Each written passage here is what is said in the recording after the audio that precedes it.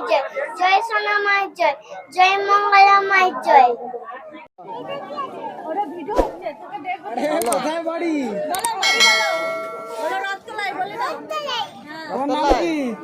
তোমার নাম কি বলো? ননি।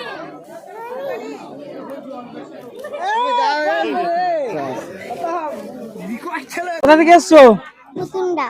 মুকুন্দা, তোমার নাম কি? অনুষ্কা মাল্লি। কেমন আছো? ভালো আছি। কে কে এসছো তোমার সাথে?